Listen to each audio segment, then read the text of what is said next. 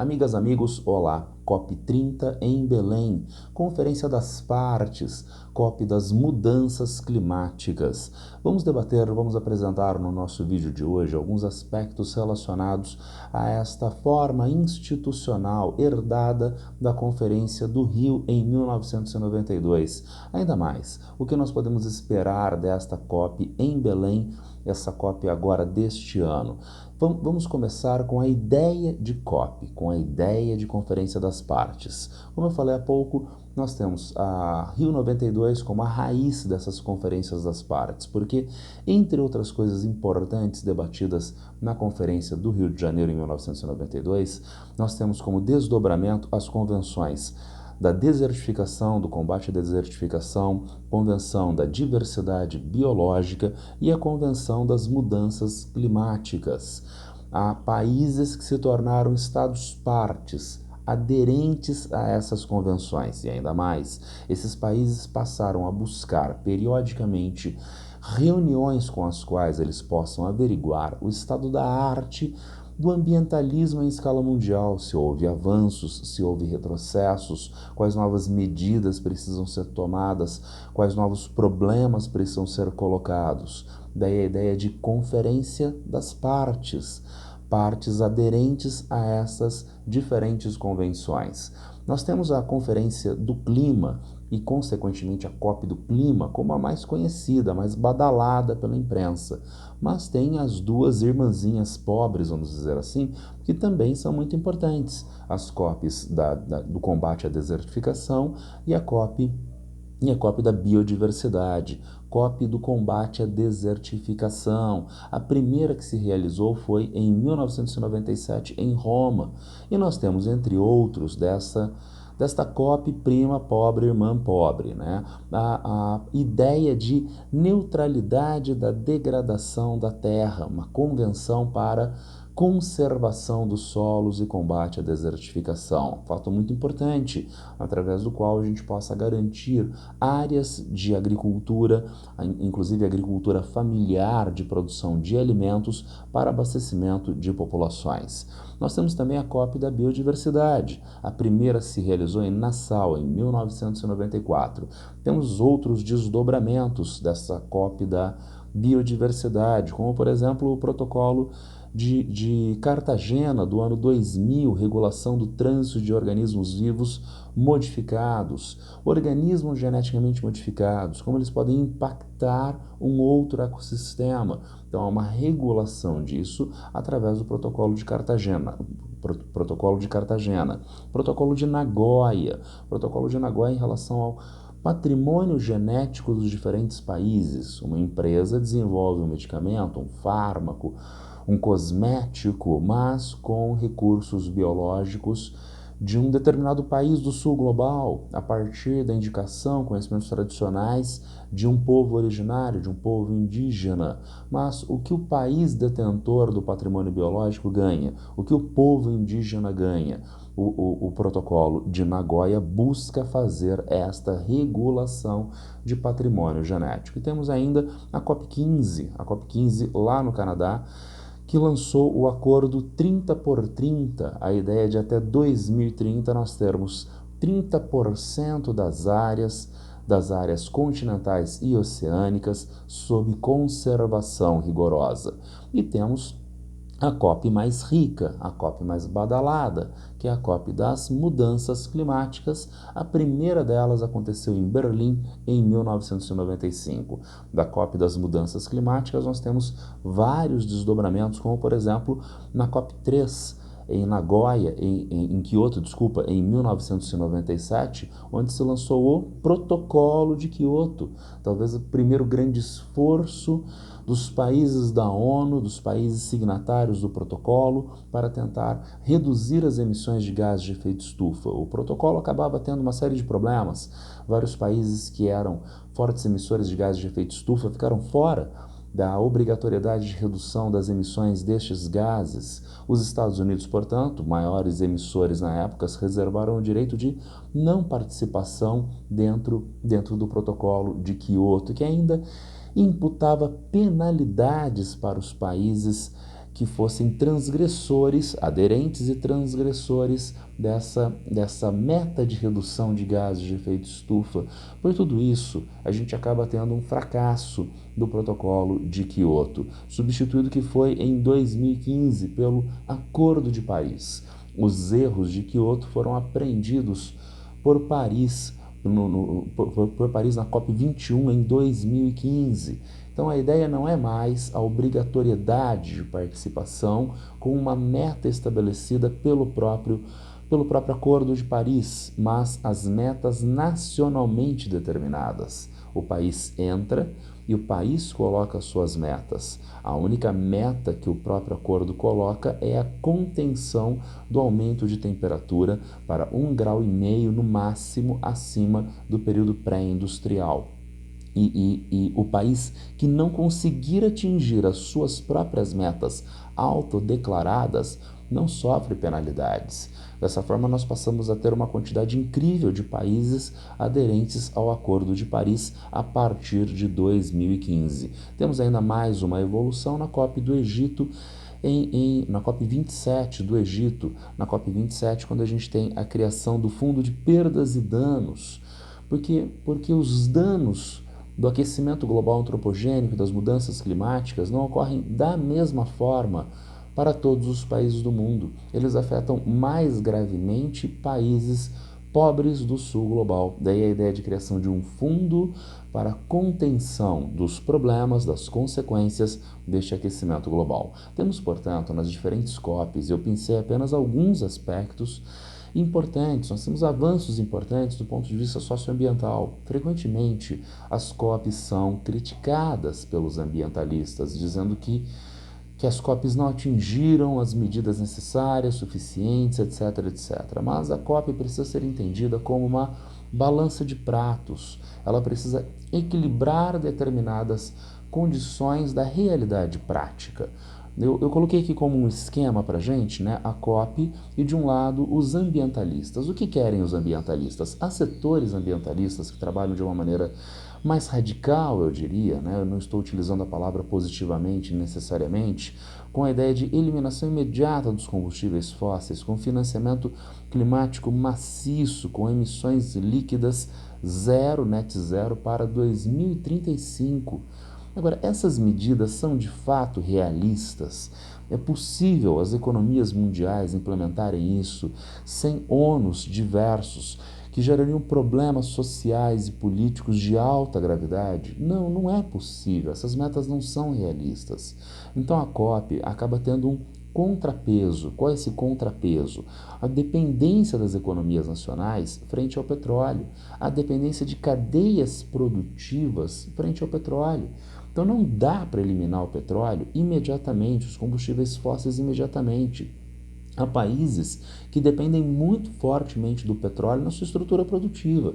Esses países não podem, de uma hora para outra, fazer uma mudança brusca, um cavalo de pau. Há cadeias produtivas, por exemplo, petroquímicas, por exemplo, plásticos, que precisam do petróleo. Então, o petróleo vai continuar sendo utilizado nos próximos anos, nas próximas décadas. Há que se fazer uma equilibração dessas duas diferentes demandas. Limitações práticas no que diz respeito a políticas de financiamento.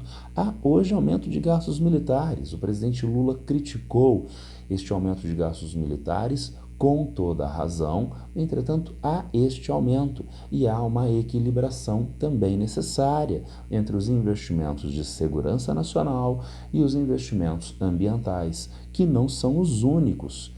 Investimentos militares e ambientais não são os únicos. Há diferentes outros setores econômicos, há diferentes outros setores sociais que demandam investimentos. E, de novo, uma equilibração nesses aspectos dentro da conferência. E, finalmente, a ideia de net zero, que mais realisticamente pode ser projetada para 2050, não para 2030, 2035. Então, certamente, nós vamos sair da COP de Belém com os ambientalistas reclamando que essa COP não avançou, que essa COP foi tímida nas suas demandas, etc, etc. Mas, daí vem duas perguntas. Será que todas as demandas ambientalistas são demandas de fato realistas? E segundo, não são os ambientalistas os únicos que atuam dentro da COP ou no cenário mundial ou de cada país. Há então uma contraposição de forças e a COP não deixa de também mostrar essa contraposição de forças, até que ponto um peso socioambiental maduro, responsável, tem espaço político em cada país, no cenário mundial, frente a outros setores. A COP também consegue nos mostrar isso. Dentro dessa perspectiva de analisar eventualmente os resultados da COP de Belém, eu poderia sugerir para vocês 5 pontos colocados por Paulo Atarcho em um artigo recente da The Conversation. Esses pontos são pontos realistas e que poderiam e deveriam ser colocados e mais ter algum tipo de resolução a partir da COP30. Vamos a esses pontos. O primeiro deles, promover a transição justa e acelerada dos combustíveis fósseis para combustíveis sustentáveis. Mas eu destaco, o grifo é meu, transição justa, porque há que se pensar na justiça ambiental. Os recursos naturais não são apropriados de uma maneira isonômica entre as diferentes partes na sociedade e em escala mundial. Na reportagem de O Globo, nós temos aqui a manchete. No Brasil, 12,7 milhões de famílias ainda dependem de lenha ou do carvão para preparar alimentos. Então, será que as populações do Sul e Sudeste têm a mesma apropriação de recursos naturais que as populações do Norte do Brasil? Não, não tem. Então é muito bonitinho para mim aqui em São Paulo ficar falando sobre conservação da floresta amazônica, mas há que se dar mais um passo. Há que se ter conservação da floresta amazônica e inclusividade socioambiental para essas populações amazônicas, para as populações subsaarianas, para as populações do Sul e Sudeste da Ásia. Isso traduziria uma transição energética justa, com justiça ambiental. Vamos a um segundo ponto. Zerar o desmatamento das florestas tropicais até 2030. Esse é um requisito bastante factível e está dentro das metas do governo brasileiro. Na verdade, o presidente Lula já anunciava essas metas antes da COP30, antes de ele assumir a presidência. Ele esteve participando da COP27 lá no Egito, em 2022, antes de ele se tornar eleito para o seu terceiro mandato. E participando da COP22, ele discursou dizendo que havia o projeto de, eleito ele presidente do Brasil em 2022, a partir de 2023 e até 2030, desmatamento zero na região amazônica. É uma meta do governo brasileiro, é uma meta factível em escala mundial, é uma meta desejável, ela pode ser atingida. Ainda mais, consolidar instrumentos eficazes de financiamento climático. Nós precisamos, então, ter recursos financeiros com os quais seja possível fazer a conservação de florestas, de solo e de qualidade de vida para as populações. O Brasil está dando mais um passo nesse sentido, apresentando nessa COP o Fundo Florestas Tropicais para Sempre. Este fundo guarda alguma semelhança com o Fundo Norueguês e Alemão de Florestas, mas tem diferenças. Diferenças porque o fundo norueguês e alemão são feitos a partir de doações que devem ter como contrapartida a redução do desmatamento. Este fundo que o Brasil está propondo não é feito a partir de doação, é feito a partir de investimento e, portanto, dará retorno de capital para os investidores, sendo que o fundo passa a ser um bojo de recursos com os quais é possível fazer investimentos nas condições, por exemplo, institucionais, burocráticas, de fiscalização, de conservação das florestas, mas, mais do que isto, de prestação de qualidade de vida através de investimentos infraestruturais para as populações que vivem nessas regiões. A imprensa está dizendo que o fundo está acanhado, que o projeto inicial era de 25 bilhões de dólares e isso não foi arrecadado, mas vejam, a COP ainda não começou, ela vai começar na segunda-feira. Nesses primeiros parcos dias de pré-COP, nós já tivemos 5 bilhões de dólares dos 25 projetados. A gente tem 3 bilhões de dólares da Noruega, 1 bilhão de dólares da Indonésia, 500 milhões de dólares da França e o Brasil, que é o autor do fundo, propondo 1 bilhão de dólares. Então já tem 5 bilhões e meio antes do início da COP, há sim possibilidade de se atingir esses valores na COP ou ao longo das semanas dos meses seguintes. Vamos a um quarto ponto proposto: implementar políticas sociais e econômicas de adaptação ao novo clima, com foco especial nas populações mais vulneráveis. As mudanças climáticas, que ainda são negadas por alguns, são uma realidade que está se impondo a todos nós. A gente viu neste final de semana a onda de tornados que varreu cidades, em especial do estado do Paraná. Isso então é uma realidade que está dada, e isto gera custos materiais e custos humanos. Há que se adaptar, há que se ter uma adaptação a essas novas condições. Na verdade, aqui no Brasil, esses debates ganharam um pouco mais de força depois que o ladrão invadiu a casa. Depois que o ladrão invadiu a casa, que a gente coloca a fechadura. Depois das enchentes e inundações no Rio Grande do Sul no ano passado. Marina Silva, junto com a Conferência Nacional dos Municípios, organizou a ideia de fazer uma proposta de emenda constitucional com a qual o governo reservaria determinados valores de impostos, do imposto de renda em especial, para investimento na mitigação dos problemas relacionados às consequências das mudanças climáticas, essa lógica adaptativa proposta pelo artigo. A ideia é muito boa. Ganhou força logo após as enchentes e inundações no Rio Grande do Sul, mas, como a gente tem usualmente na nossa sociedade contemporânea, perdeu força frente a outros temas nos meses seguintes. A proposta de emenda constitucional foi protocolada, mas está nos seus estágios iniciais de tramitação. E daí vejam a ideia de maturidade de pressão. Então vamos pressionar a COP, porque não teve soluções mais incríveis, mas aqui no Brasil tem um projeto, uma proposta de emenda constitucional que tá atolada no Congresso Nacional e trata de um aspecto muito importante, a mitigação dos problemas ligados às mudanças climáticas. Ela não está avançando. Então o ambientalismo maduro pressiona sim por uma COP mais robusta, mas pressiona também por soluções imediatas que possam estar dadas aqui para a sociedade brasileira. Temos finalmente o nosso quinto ponto, que é o reforço do multilateralismo, porque os problemas se manifestam em uma região, se manifestam no local, como por exemplo os tornados que varreram cidades paranaenses agora no final de semana. Mas esses problemas têm origens e manifestações internacionais mundiais. Daí a necessidade de uma organização em escala mundial com vistas a que a gente tenha de fato capacidade de combate a essas mudanças climáticas, em especial com dois pontos. O Norte Global historicamente se especializou em uma divisão internacional do trabalho de colocação de lixo sobre o Sul Global. Se não lixo, as atividades econômicas que são mais impactantes do ponto de vista socioambiental.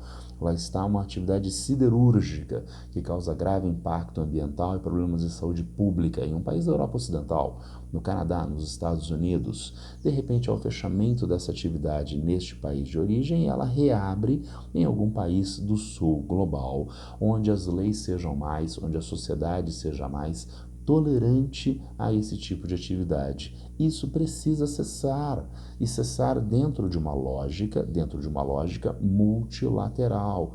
Lixo, lixo que é produzido em abundância em uma sociedade do descarte, inclusive crescentemente lixo eletrônico, que pode e deve ser reciclado naquilo que é possível. Lembrando que plástico não passa por reciclagem em última instância, mas tem uma série de materiais metálicos que podem e devem ser reciclados, mas frequentemente o custo de reciclagem e os danos socioambientais que são potenciais acabam sendo proibitivos para essa prática no país do Norte Global. Ele empurra isso para o Sul Global, que passa a ter países, na atualidade principalmente africanos, compradores de lixo para reciclagem do Norte Global. É o Norte Global exportando seus problemas socioambientais para o Sul Global. Isso só acaba através de acordo, através de multilateralismo. Multilateralismo, então, para a superação destes problemas socioambientais. É o item 5, que é muito importante, em especial para a atualidade. Se o multilateralismo é fundamental para o enfrentamento dos problemas socioambientais, hoje ele está em forte baixa. Ele está em forte baixa, tendo em vista, por exemplo, o governo Trump e a sua lógica unilateralista. Não apenas o governo Trump, ele cria uma série de comensais, ele cria uma série de abutres que ficam rodando este governo, como é o caso aqui na América do Sul do governo Milei da Argentina, que, por sinal, não participará da COP em Belém, anunciando, portanto, seu viés negacionista do ponto de vista socioambiental. Então, dentro de um cenário de avanço do unilateralismo autoritário e negacionista em termos climáticos, é fundamental a COP firmar a ideia de multilateralismo no combate às mudanças climáticas, aos problemas socioambientais. Era isso, um videozinho rápido para nós introduzirmos a COP de Belém, o que é a COP e alguns aspectos que deverão ser debatidos nesta conferência. Quem tiver algum problema, alguma dúvida, já sabe, é só me encontrar a qualquer tempo nas redes sociais. Abraço para todas e todos e boa sorte.